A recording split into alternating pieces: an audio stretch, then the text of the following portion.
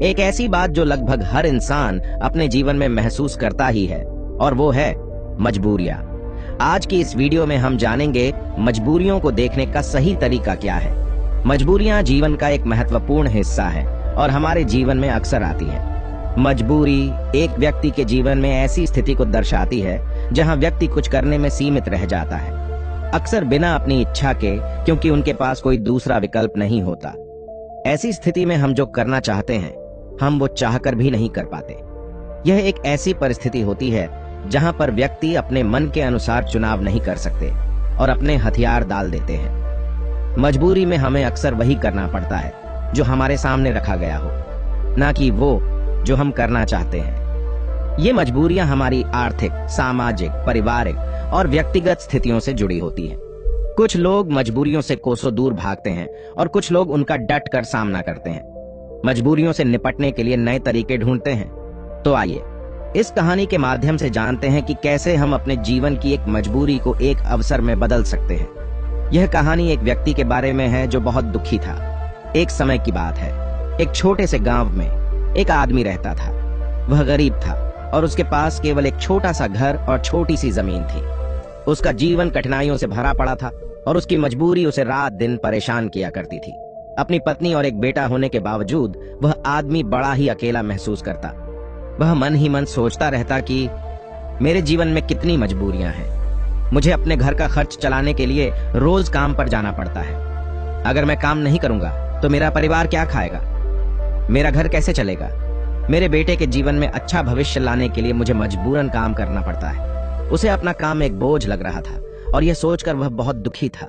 एक तरफ जहां लोग उसी गांव के तालाब पर मस्ती करने आते और अपने दोस्तों के साथ सुकून भरा वक्त गुजारने आते, वहीं इस आदमी को वहां मजबूरन मछलियां पकड़नी पड़ती ताकि उसके घर के खर्चों में खाने पर होने वाला खर्च कम हो सके और उसका परिवार यह तालाब से पकड़ी हुई मछलियां खा सके। वह आदमी मजबूर था और वह अपने परिवार को खुश देखना चाहता था, पर उसकी मजबूरियों ने उसके घर से सुख और शांति को खत्म ही कर दिया था। उसे ऐसा लग रहा था कि अपने जीवन में इतने सारे कमियों के कारण वह कभी खुश नहीं रह पाएगा। एक दिन इसी बात से परेशान होकर वह एक पेड़ के नीचे बैठकर रो रहा था। तभी एक साधु उसकी ओर आ रहा था। साधु ने देखा कि उसके चेहरे पर बहुत सारे गम थे। उस साधु ने देखा कि वह व्यक्ति दुखी होकर फूट फूट कर रो रहा था। साधु ने उस व्यक्ति के पास जाकर पूछा, क्या हुआ बेटा, तुम इतने क्यों परेशान हो? उस आदमी ने साधु की ओर देखा। वह साधु साधारण कपड़ों में था और उसको देखकर व्यक्ति सोचने लगा, भला ये साधु क्या मदद कर पाएगा मेरी?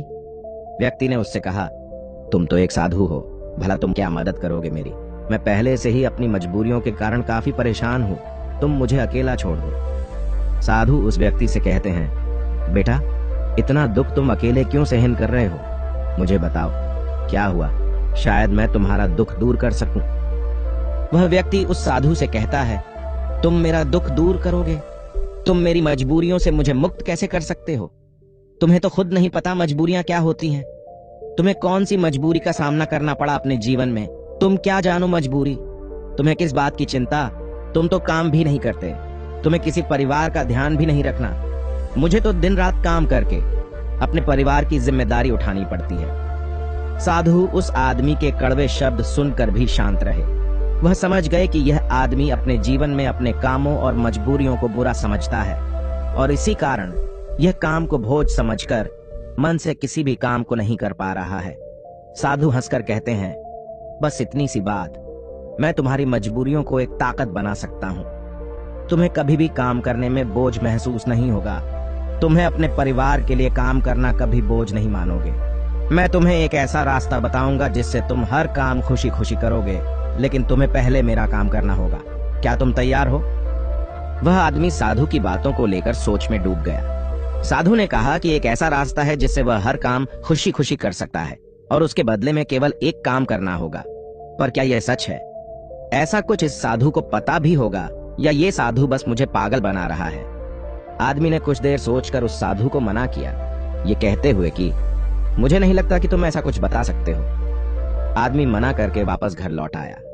कुछ दिनों तक तो उसके दिमाग में वह साधु की बातें घूमती रहीं, लेकिन धीरे धीरे वह उस साधु और उसकी बातों को भूलता गया। उसके दिमाग से साधु भी धीरे धीरे निकलता गया। वह फिर से अपने रोज के दिनचर्या में वापस चला गया। फिर कुछ महीनों बाद उसे एक दिन अपना मित्र मिला। वह मित्र उससे कहता है, हमारे गांव में एक बड़े ज्ञानी साधु प्रवचन देने आ रहे हैं। वह जो भी कहते हैं वह करके दिखाते हैं। वह बहुत बुद्धिमान है।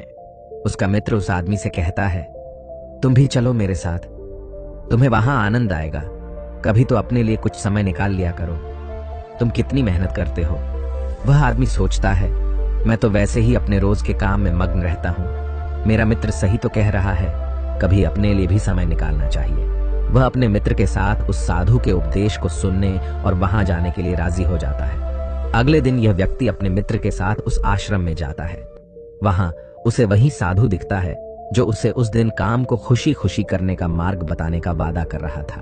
मित्र से बात करते समय उसने पूछा कि क्या यही वो साधु है जिनके उपदेश हम आज यहाँ सुनने आए हैं। उसके मित्र ने पुष्टि की कि हाँ, यह साधु वाकई महान है और उनके पास ज्ञान की अमूल्य धारा है। और तो और उसके पास तो स्वयं राजा भी ज्ञान लेने आते हैं। वह आदमी अपने मित्र से कहता है कि मैं इस साधु से मिल चुका हूं। फिर वह आदमी अपने मित्र को सारी बात बताता है। उसका मित्र पूरी बात सुनकर कहता है, अगर ये साधु ने तुम्हें वचन दिया है तो अवश्य ही वो उसे पूरा करेंगे। तुम्हें उनसे फिर से मिलना चाहिए। आदमी फिर मन ही मन यह सोचता है कि क्या मेरा अब उनसे मिलना ठीक रहेगा। मैं उन साधु के पास जाऊं कि नहीं, वह मेरे बारे में क्या सोचेंगे। परंतु अब उसके मन में यह विश्वास था कि वह साधु उस दिन उसे पागल नहीं बना रहे थे। और अगर थोड़ी सी भी उम्मीद है कि मैं एक ऐसा रास्ता जान जाऊंगा जिससे मुझे कोई भी मजबूरी, कोई भी पीड़ा छोटी लगने लगेगी और मैं उस काम को खुशी खुशी करूंगा, तो ये मुझे जानना ही है। फिर भले ही मुझे उन साधु के सामने शर्मिंदा ही क्यों ना होना पड़े, चाहे कुछ भी हो, मैं इस मौके को अपने हाथ से जाने नहीं दूंगा। यही सोचकर वह आदमी उन साधु से मिलने का निश्चय करता है। उपदेश समाप्त होते होते शाम हो चुकी थी। जैसे ही वह उपदेश समाप्त हुए, सब लोग आश्रम से बाहर जाने लगे। वह आदमी उस साधु के पास जाता है। वह आदमी कहता है, गुरु, क्या आपको याद है, मैं आपको मिल चुका हूँ। मुझे माफ करना, मैंने आपको उस दिन काफी भला बुरा कहा और मैं उस वजह से बहुत शर्मिंदा भी हूँ। मुझे अब बहुत पछतावा हो रहा है। परंतु क्या आप मुझे वह मार्ग बता सकते हो जिससे मैं खुशी खुशी काम करूं?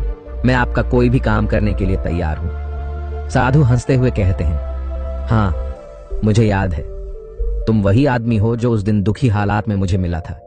ठीक है, मैं अपना वादा पूरा कर दूंगा, लेकिन अब शाम हो चुकी है और मैं पूरे दिन उपदेश देकर थक गया हूं। तुम मुझे कल सुबह इसी आश्रम के बाहर मिलना। वह आदमी बहुत खुश होता है और कहता है, जी गुरुदेव, मैं कल सुबह आपसे मिलने आ जाऊंगा। सुबह होते ही वह आदमी उस आश्रम के बाहर उस साधु से मिलने जाता है। जब वह आदमी वहां पहुंचता है तो गुरु दरवाजे पर रुके होते हैं।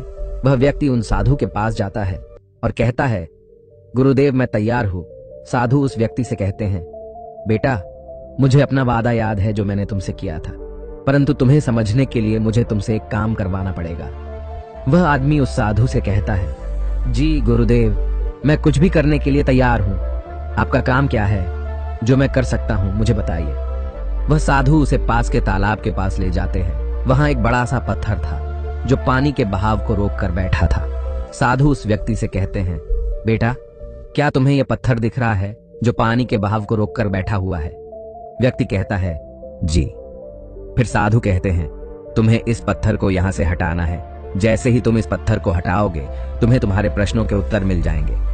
व्यक्ति कहता है, लेकिन गुरुदेव, यह कैसे मुमकिन है? यह तो इतना बड़ा पत्थर है, मैं इसे कैसे हटाऊंगा? और फिर इस पत्थर को हटाने से मेरे जीवन की मजबूरियां कैसे हट जाएंगी? मुझे कुछ समझ नहीं आ रहा। साधु कहते हैं, तुमने कहा था कि तुम मेरा कोई भी काम कर दोगे, तुम्हें इस पत्थर को हटाना ही पड़ेगा, अन्यथा मैं तुम्हें तुम्हारे प्रश्नों का उत्तर कभी नहीं बताऊंगा। अब मैं अपने आश्रम जा रहा हूं। जब तुम यह काम कर दोगे, उसके बाद तुम मुझसे मिलने आना। इतना कहकर साधु अपने आश्रम की ओर बढ़ गए। उस आदमी ने सोचा, मुझे यह समझ नहीं आ रहा है कि गुरुदेव मुझे इस पत्थर को हटाने का काम क्यों दे रहे हैं, लेकिन जो कुछ भी हो, मेरे समस्याओं का हल तो मुझे चाहिए। मैं अपने जीवन से बहुत दुखी हूं और अगर मुझे इस पत्थर को हटाने से मुझे गुरुदेव उत्तर बता देंगे तो ठीक है। गुरुदेव अगर मुझे यह करने को कह रहे हैं तो इसमें जरूर कोई बात होगी। इतना सोचकर उस आदमी ने उस पत्थर को अपने हाथों से हटाने का प्रयास शुरू किया। लेकिन वह पत्थर इतना विशाल और भारी था कि वह थोड़ा भी नहीं हिला। कुछ देर बाद थक हार कर उसने अपने पीठ के बल पर लेकर फिर से प्रयास किया। उस पत्थर को हटाने की कोशिश की। उसने देखा कि वह पत्थर थोड़ा सा अपनी जगह से हिल गया, पर जैसे ही वह थोड़ा सा सीधा हुआ, वह पत्थर फिर से अपनी जगह पर वापस आ गया। उस आदमी का आत्मविश्वास टूट गया। वह मन ही मन सोचता है कि यह कैसा काम दिया है मुझे इस साधु ने। यह पत्थर तो हिलने का नाम भी नहीं ले रहा। बाहर बहुत धूप थी और वह आदमी पसीने में भीग जाता है। वह आदमी बीच में ही रुक जाता है, पर फिर उसे उन साधु की शर्त याद आती है, जिसके मुताबिक अगर वह उनका काम नहीं करेगा तो उसे वह नहीं मिलेगा जो वह चाहता है। यह काम करना भी एक प्रकार की मजबूरी ही थी। काफी समय बीत जाने के बाद उस आदमी ने पास में ही एक पेड़ देखा और उसे उस पेड़ को देखते ही एक तरकीब सूझी। उसने सोचा, क्यों न मैं एक लकड़ी के टुकड़े को पत्थर के नीचे फंसाकर उस लकड़ी पर अपना वजन रखूं। इससे मुझे कम जोर लगाना होगा और लकड़ी बड़ी और मजबूत होने के कारण उसका परिणाम ज्यादा होगा। वह आदमी तुरंत ही एक बड़ी और विशाल लकड़ी तोड़ने में लग जाता है। जैसे तैसे उस आदमी ने एक बड़ी लकड़ी उस पेड़ से निकाली, उसके सारे छोटे टहनियां और पत्ते को तोड़कर एक सीधी लकड़ी तैयार की जो वह इस्तेमाल कर सके। फिर उसने उस पत्थर के अगल बगल एक खड्डा खोदा जहां वो उस लकड़ी को डाल सके। उस आदमी ने लकड़ी का एक छोर उस पत्थर के नीचे फंसाया और फिर वह आदमी अपने हाथों में 2 बड़े पत्थर लेकर उस लकड़ी के दूसरे छोर पर बैठ गया और देखते ही देखते वह पत्थर अपनी जगह से हट गया और पानी का बहाव फिर से चालू हो गया। वह आदमी बहुत खुश हुआ। उसे आत्मविश्वास महसूस हुआ। वह दौड़ता हुआ उन साधु के पास गया और कहा, गुरुदेव, मैंने कर दिखाया। मैंने उस पत्थर को हटा दिया और मैंने अपना वचन भी पूरा कर दिया। साधु पूरी बात उस आदमी से सुनने के बाद कहते हैं, तुमने अच्छा काम किया, मेहनत की, तुमने तरकीब भी निकाली और तुमने अपने दिमाग का भी इस्तेमाल किया। लेकिन मुझे एक बात बताओ, क्या तुम्हें लगा था कि तुम ये काम कर पाओगे? आदमी कहता है, नहीं गुरुदेव, मुझे नहीं लगा था कि मैं इतना बड़ा पत्थर हटा पाऊंगा। साधु पूछते हैं, क्या लगता है तुम्हें, तुम ये सब क्यों कर पाए? आदमी जवाब देता है, क्योंकि यही आपकी शर्त थी। अगर मैं नहीं करता तो मुझे अपना जवाब कभी नहीं मिलता। साधु कहते हैं, तो तुम यह कह रहे हो कि यह काम करना तुम्हारी एक मजबूरी थी? आदमी कहता है, हाँ, लेकिन आप वही वही क्यों पूछ रहे हो? इस पर साधु कहते हैं, मैं तुम्हें यही तो समझाना चाहता था। जिस तरह आज तुम्हारे सामने वह पत्थर हटाने की मजबूरी थी, इसी तरह तुम्हारे जीवन में भी तुम्हारे सामने कई मजबूरियां आएंगी। साधु आगे कहते हैं, मजबूरियां ही तुम्हें वह काम करवाती है जो तुम्हें नहीं लगता कि तुम वह कर सकते हो। तुम्हारी मजबूरियां तुम पर बोझ नहीं है, बल्कि मजबूरियों के कारण तुम जिंदा भी हो। तुम खुद सोचो, अगर तुम्हारे ऊपर मजबूरियां ना होती और काम करके अपने परिवार के लिए कमाई करने की कोई पाबंदी ना होती, तो क्या तुम अपने घर से बाहर भी निकलते? नहीं ना, तुम एक ही जगह बस आराम से बैठे रहते। लेकिन क्या ऐसा आराम करना ठीक है? क्या तुम्हारे शरीर में बीमारियां नहीं आ जाती? तुम अपनी मजबूरियों के कारण काम करते हो, जिससे तुम स्वस्थ और तंदुरुस्त रहते हो। जहां तुम पहुंचना चाहते हो, ये मजबूरियां ही तुम्हें वहां का रास्ता दिखा सकती है। वह हमें बताती है कि हमें क्या करना चाहिए उस लक्ष्य तक पहुंचने के लिए। तुम्हारी समस्या यह नहीं है कि तुम्हारे ऊपर मजबूरियां हैं, बल्कि तुम्हारी समस्या यह है कि तुम उन मजबूरियों को एक बोझ समझ रहे हो। हमारी मजबूरी हमारे लक्ष्यों को प्राप्त करने में हमारे लिए एक माध्यम बन सकती है और हमें नए दिशाओं में ले जा सकती है। जैसे कि तुमने लकड़ी का उपयोग किया ताकि उस पत्थर को हटा सको, ऐसा ही कुछ हमारे साथ जीवन में भी होता है। जब हमसे ऊंचे स्तर के लोग, जैसे कि हमारे बॉस या फिर माता पिता या फिर कोई गुरु, हमें कोई कठिन काम देते हैं तो हमें लगता है कि यह काम हमारे लिए बहुत मुश्किल है। उदाहरण के रूप में, जब हमारे बॉस हमें एक बड़े और कठिन काम को संभालने का काम देते हैं, या जब तुम्हारे व्यापार में कोई विरोधी व्यापारी तुम्हारी तकलीफें बढ़ा देता है जो तुम्हारे लिए मुश्किल होता है, तो तुम कैसे उसका सामना करोगे? अक्सर हम नहीं चाहते कि ऐसी समस्याएं हमारे सामने आए, लेकिन सच्चाई तो यह है कि वह हमारे सामने है और हमें हमारे लक्ष्यों को प्राप्त करने से रोक रही है। क्या लगता है आपको, ज्यादातर लोग इस स्थिति में क्या करते होंगे? बेशक कोई नहीं चाहता कि वो संकट में आए, लेकिन जब एक विशाल समस्या उनके सामने खड़ी होती है, ऐसी कठिन समस्याएं जो उन्हें परेशान करती हैं, तब क्या करते होंगे लोग? जब भी हमारे जीवन में विशाल और भयानक समस्याएं आती है, तो हकीकत में वह हमसे सवाल पूछती है, क्या तुम इस लक्ष्य के काबिल हो? क्या तुम इस परीक्षा का सामना कर सकते हो? आप क्या करोगे? क्या होगा आपका उत्तर इस प्रश्न पर? क्या होता है जब आपके सामने एक समस्या खड़ी हो जाती है जिसका समाधान आपके लिए मुश्किल होता है? क्या आप भाग जाएंगे? क्या आप अपने लक्ष्य को किस्मत के हाथों छोड़ देंगे? अगर हम इतिहास की ओर देखें तो हजारों लोगों ने इन सारे प्रश्नों का उत्तर ना में दिया। उन्होंने अपने हथियार डाल दिए, अपने लक्ष्य को छोड़ दिया, सिर्फ इसलिए क्योंकि उनके सामने एक बड़ी समस्या आ गई थी। ऐसा हम आज के युग में भी करते हैं। हम हार मान लेते हैं। हम अपने उच्च स्तर के लोगों को पागल तक कह देते हैं कि क्या सोचकर मुझे यह काम सौंपा गया, यह काम तो किसी से भी नहीं होने वाला। या फिर हम अपने लक्ष्य को त्याग देते हैं यह कहकर कि शायद यह लक्ष्य मेरे भाग्य में ही नहीं है। लेकिन इतिहास के कुछ लोगों ने इस प्रश्न का उत्तर हाँ में दिया। वे डटकर खड़े हुए और समस्या के आंखों में देखकर उसका समाधान निकाला। वह कुछ बड़ा कर पाए उसी समस्या के कारण, और सच कहूं तो वो महान व्यक्ति आज उस मुकाम पर कभी नहीं पहुंच पाते। अगर उनके सामने वह समस्या नहीं आई होती तो उनकी समस्याओं ने उन्हें बड़ा बनाया, उन्हें मजबूर किया नए रास्ते ढूंढने में, कोई ऐसा रास्ता जो आज तक किसी ने नहीं सोचा था। बड़े और महान लोग भी अक्सर अपनी समस्याओं से जूझते हैं और उन्हें पार करने के लिए नए रास्ते ढूंढते हैं। समस्याएं हमें मुश्किल में डालती हैं और हमें मजबूर करती है नए रास्तों की तलाश करने में। यही तरीका है जिससे हम अपने लक्ष्यों को हासिल कर सकते हैं और अपने जीवन को सफल बना सकते हैं। और यही सही तरीका है हमारी मजबूरियों को देखने का। जब तुम्हारी नजर अपने लक्ष्य पर होगी तो तुम्हें अपनी समस्याएं छोटी लगने लगेगी। इसीलिए मजबूरियां अच्छी होती हैं। तो अगली बार जब तुम किसी मजबूरी में खुद को पाओ तो खुश हो जाना, क्योंकि यह एक मौका है तुम्हें अपने आप को साबित करने का और उसी दौरान वह बनने का जो तुम पहले कभी नहीं थे।